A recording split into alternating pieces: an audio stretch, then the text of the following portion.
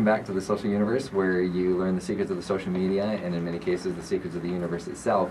We always love to give a little bit of universal knowledge that may help in one way or another.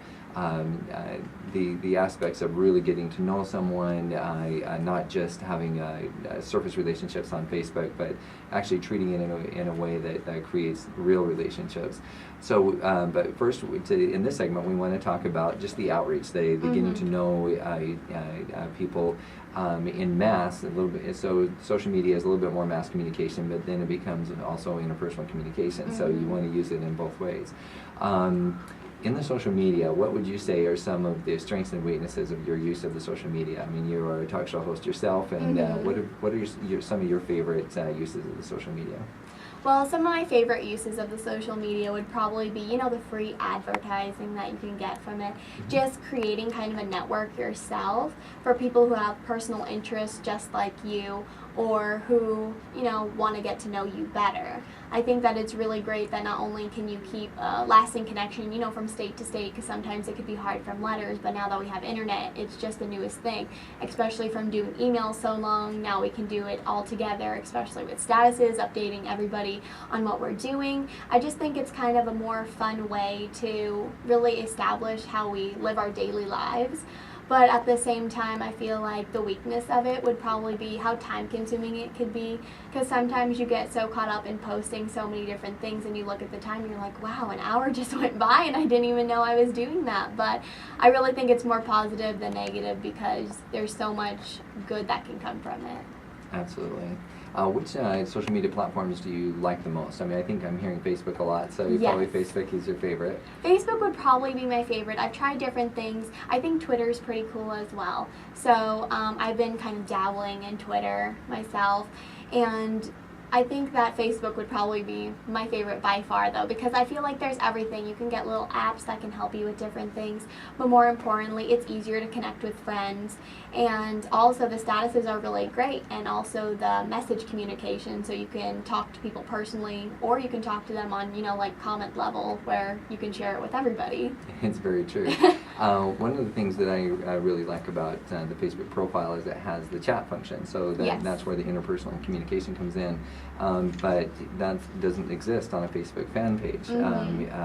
Mark Zuckerberg actually took that away from businesses on purpose, because he felt that it was too powerful, too invasive, which is almost a contradiction in terms. Social media is all about the invasion of personal privacy, and from an advertising standpoint, we love that. From a personal standpoint, from a parental standpoint, I don't even let my boys get on Facebook, frankly. They don't have a profile. I don't allow them in there. The downsides of the social media are an absolute violation of privacy. Yes. And so from a children's perspective, a little bit of a rough concept.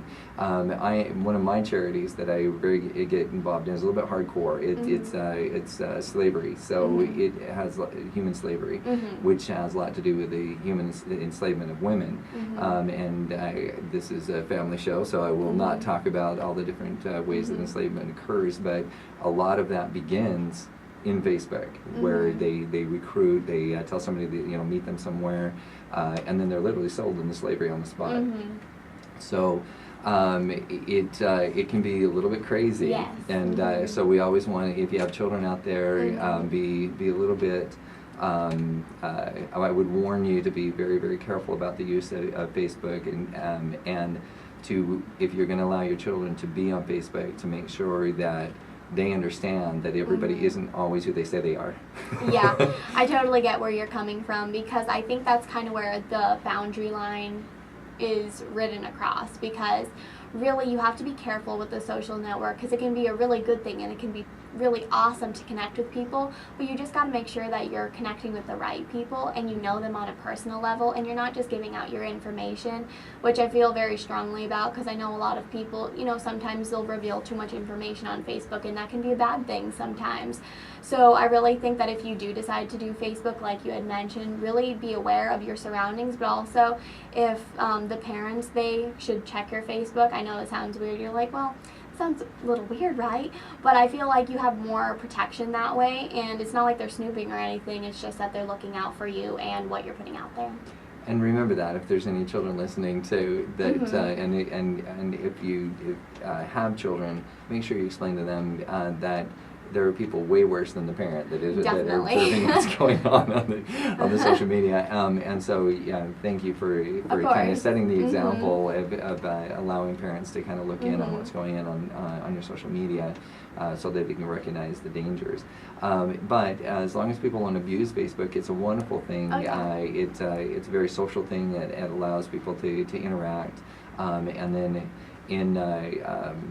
Also, one of the warnings that I would give about social media is that people, it's addictive, as you're saying, but if it ever replaces the real personal interaction, for example, the big joke is that high schools are much more calm now because everybody just sits in the hallways and texts and doesn't even talk to each other.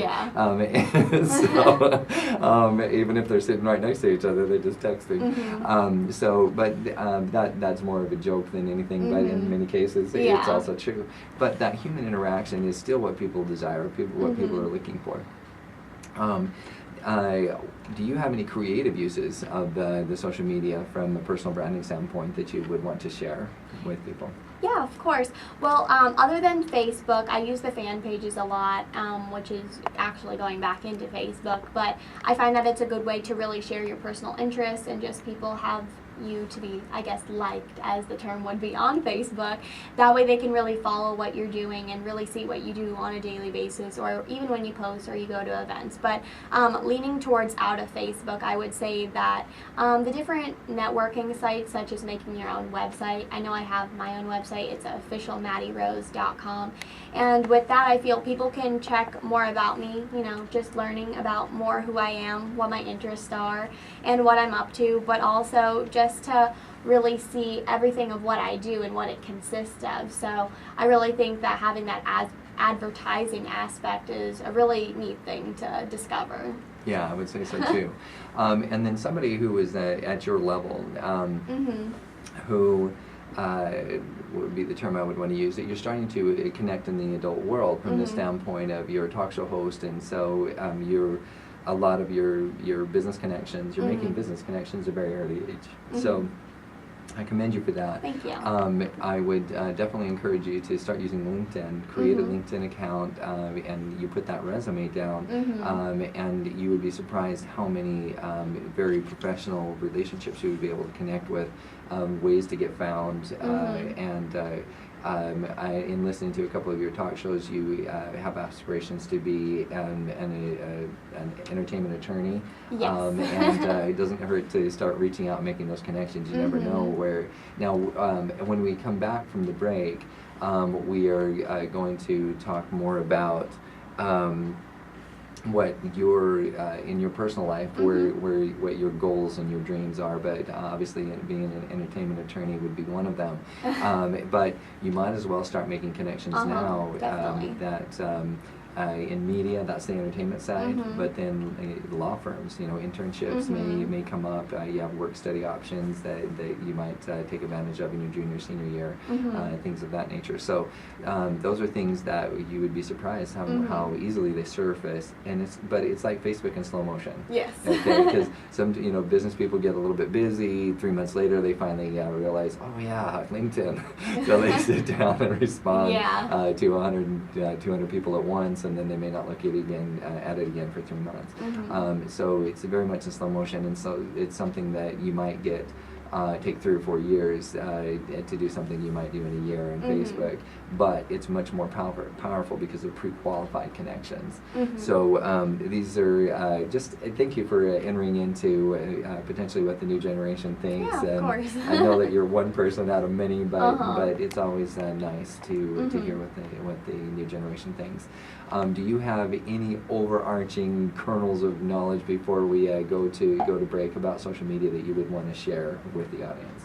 Well, I definitely think with social media, like you mentioned, which is really great to touch on as well as a topic, is that, you can make really good, long-lasting connections over the social media, especially if you're careful and, you actually, give them the appropriate information and you get to know them, and it's really good and it's really powerful, especially getting to do the opportunities, whether like it's a small event in your community, maybe you get to do something that you didn't get to do before, maybe that's performing, or maybe you get to see a radio station and then you feel really passionate about that. So I think that you can learn a lot from social media, but at the same time you can really establish your aspirations and dreams and really make something out of it.